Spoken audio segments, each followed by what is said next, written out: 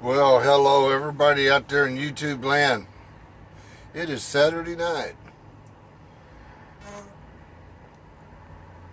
Having a little Mountain Dew, little treat. This video may end up being more than a rant than anything. Maybe that's what I should call it. The Saturday Night Rant.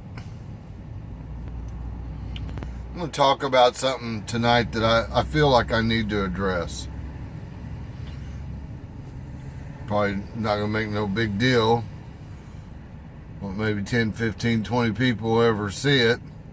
But this is my opinion. I try to be nice and I try to be kind as much as my ability. Some people go, but Walt, you're a minister. Well, yeah, I'm the kind of minister who has King James Bible in one hand and a Colt 45 in the other. That's the kind of minister I am. Kind of like in that movie where John Travolta plays the angel, Michael.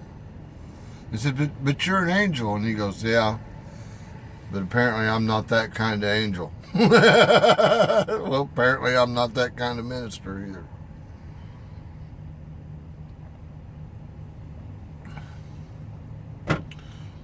People say Christ was a pacifist. I've read the good book, and I assure you he was no pacifist. We are talking about a man that took a whip and drew blood and cursed the money changers as he run them off the steps of the temple. So don't tell me he was a pacifist. There is a time and a place for everything. Let me get to my topic for the day. There's a lot of evil in this world. And in trucking, you're going to see a lot of it. You have to have the ability to tune it out. That's not only in trucking, but that's just being in this world at all. There's more evil in this world than there is good. It's just a fact.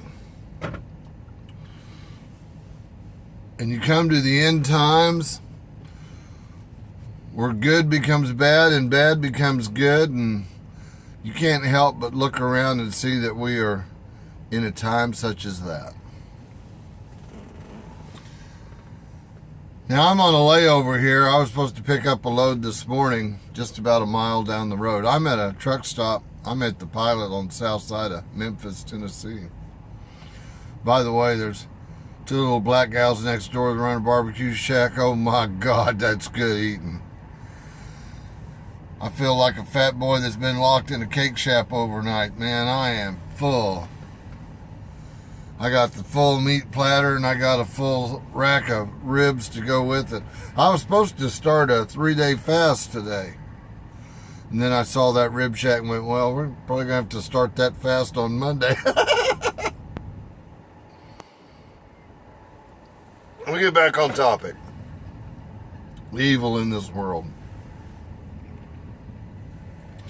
You hear it and see it everywhere. Some people won't run their CBs because they can't tune it out. The evil that comes over that radio.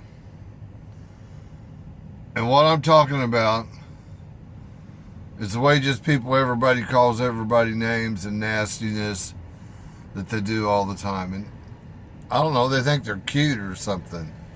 They think that makes them cool. See, that's what I mean, bad is good and good is bad.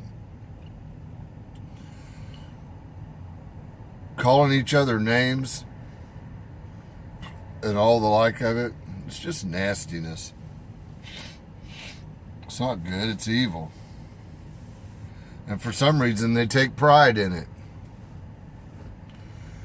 And you think, well, what harm does it do? If a guy turns off his CB because he's tired of listening to your crap, and then he runs around a corner at 60 mile an hour on the interstate into a backup that he doesn't know about because he's got his radio off, you're part to blame for that?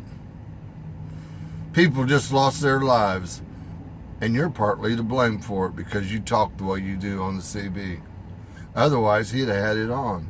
You've got to own part of that. You don't think you're responsible for that? You are. See, there's a point. Bet you never thought about it that way, did you? Here's another thing. I'm going to tell two stories. One of them, a driver, is he's not feeling well. He knows he's having a problem. He's having a medical problem. Matter of fact, he's having a stroke. He's lost the vision in his right eye. His arm has fell numb on the right side. He can't shift gears. His right side of his leg has gone bad. He can't even operate the brake and the clutch with his right. He's had to turn into the seat to the left. This has all happened to him while he's going down the highway at 70 miles an hour. Oh, thank God. He looks up, he's trying to bring the truck into a safe mode and get it off to the side of the road. And he sees a truck stop. He knows that if he stops right out here before he gets to the ramp, that's probably going to be the spot that he dies. Because he doesn't know if he's going to die or what in this situation. So he decides to turn sideways in his seat, operate the truck with just his left hand, left leg operating the brake and the gas. He's going to crawl up around the ramp, make a right into a truck stop. And he knows that at least that if he comes to a stop in front of the fuel island, eventually somebody will come out and check on him and wonder why he's blocking the fuel island. As he's limping the truck up around the ramp, trying to get into the truck stop, there's another guy coming across the bridge on the highway, sees him, starts screaming at him, "Hey, dumbass, get out of the road. Man, you got to be the biggest stupid son of a na-na-na-na-na-na." Just goes on and on and on for about 5 minutes, just declaring about what a big, stupid piece of crap this guy in this truck is. Did it ever cross your mind that he might be having a medical problem and something ain't going right? Do you see the way he's operating the truck? Is that normal? Do you know any truck driver that operates his truck that way? You think that he might have a problem? You think that you could just look outside yourself for just a second and worry about a fellow man instead of thinking about, oh my God, cost me 5 seconds of my day? Now who's a piece of crap? Story 1. Story 2. Mountain Pass in the middle of the night. Truck driver is all alone. It's 3 o'clock in the morning. He's going down the interstate. Switchbacks left and right. It's dark. It's raining. He's having a hard time seeing the lines on the road. It's 3 o'clock in the morning. He hasn't seen a car or nothing in an hour. He thinks he's all alone. All of a sudden, he starts having a medical problem. Starting to lose his vision. All of a sudden, he can't breathe. Finds himself, he's in the hammer lane. He knows he's got to get it shut down. He's afraid he's going to wreck the truck. He brings it almost to a stop in the hammer lane. Turns on his emergency flasher. Starts crawling to the right side of the road. Hadn't seen a car or another set of headlights in probably the last hour. Thinks he's out there all alone. Doesn't know what's happening. Doesn't know that if he's going to be able to recompose or if he's going to die right out there in the middle of the freeway. He's limping over the side of the road. Big truck comes over the hill. He looks in his rearview mirrors. He sees the lights coming. He thinks, oh my God, I might be able to get some help here. Goes to reach for the CB. He realizes that he can't get his right hand up high enough to grab CB to key the mic. All of a sudden, all over the mic, he starts hearing, "Man, you must be the stupidest son of a no on the highway that ever existed. Ain't you a stupid piece of crap? Look at what you... Get off the frickin' road, doesn't it?" And he goes,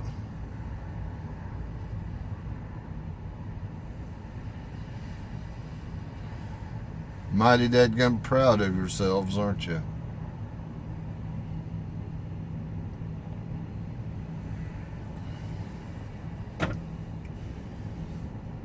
I was at a truck stop here. Oh, it was back before winter.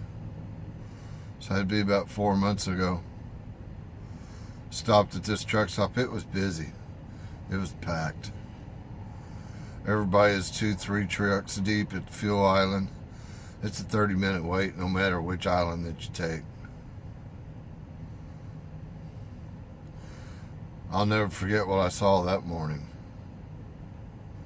It's in the middle of the night. I come out of the truck stop getting ready to get on the highway. There's a young man with a truck just right before he gets to the ramp, dropped his trailer. And you may think, well, that's stupid. You should check your trailer pin before you move every single time. Really?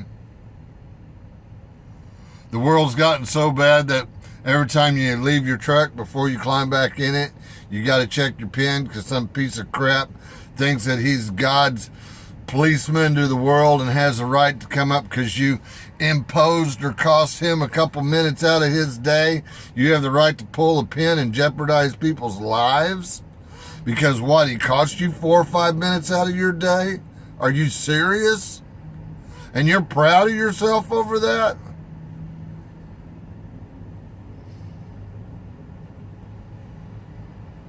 The problem was that he didn't check his pin. No, he did a pre-trip inspection on his vehicle before he started driving it that day. What happened in that situation is he pulled up, there was a guy in the fuel island. You don't have any idea. This guy might have been having a problem, having to go to the bathroom. He was about to have a mess in his truck and he couldn't hold it any longer. Jumped out of his truck and ran inside to use the bathroom so that he didn't soil himself. And you see him go in and you take it into yourself that you think you need to teach him a lesson, so you go up and pull the pin on his fifth wheel. Not only did you cause him a problem, but what would have happened if he would have been pulling out of that truck stop and instead of just dropping that trailer off the side of the road, it would have went into a family of 4. How self-righteous do you have to be to think you have the right to do that?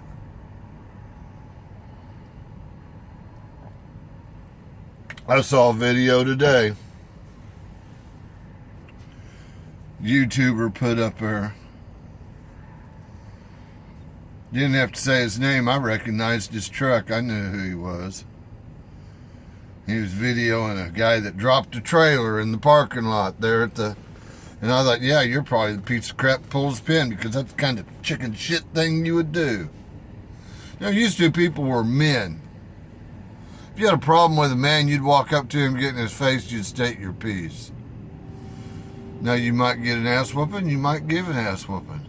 But you were a man about it and you stood in front of him and said your piece. You didn't go around like a little girl, like a little snitch, like a little pencil neck piece of crap, and go around and do stuff like vandalizing people's vehicles and pulling the pins on their trailers. You're not a man, you're a chicken shit.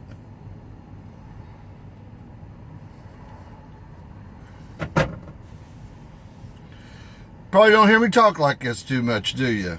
I have my moments. So I think you're seeing the point of this rant. You can make 2 choices every day.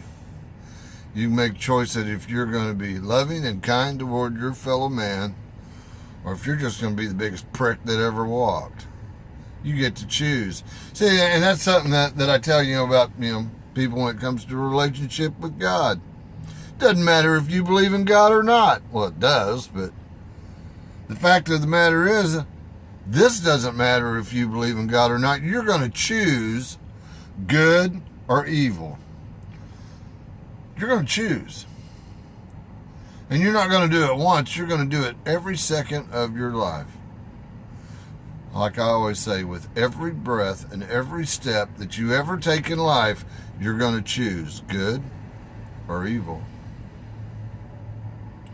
You know, in the good book, it talks about in the end, when Jesus Christ is standing at the east gate of the temple, and he's judging the magnitudes that were not saved. And as they come through the gate one by one, he chooses either goat or sheep. Goat or sheep. Goats are burned well like the tares. The sheep are taken into his father's home.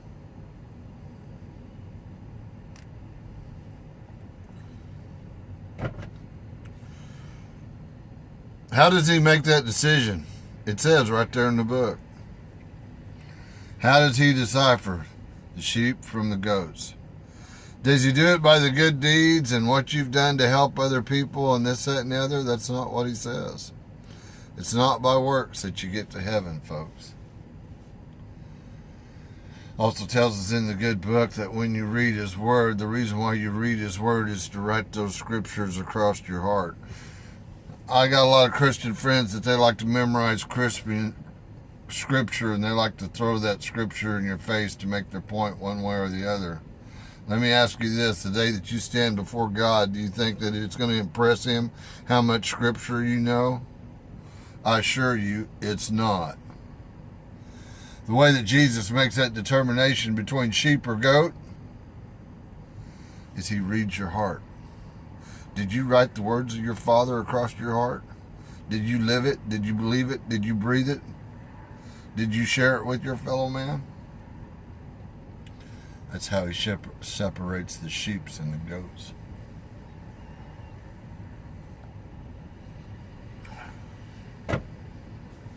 You hear me say in a lot of my videos at the end of it, be kind to each other.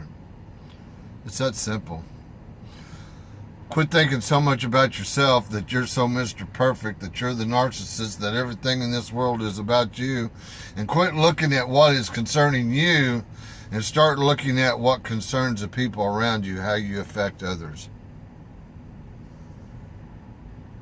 Are people just something that's in your way that you're trying to push out of the way? Or are you trying to show a little love and kindness and see what you can do to help your fellow man? It's really about that simple.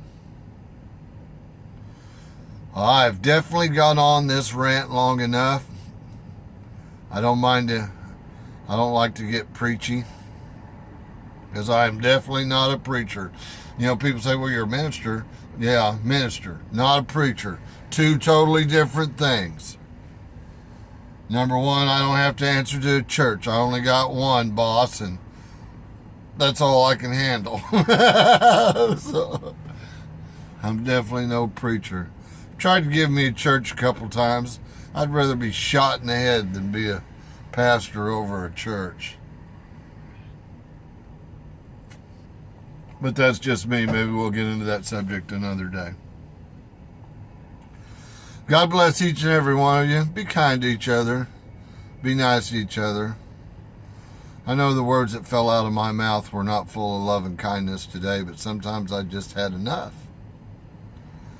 Anyway, y'all have a blessed day. Be kind to each other. Bye-bye.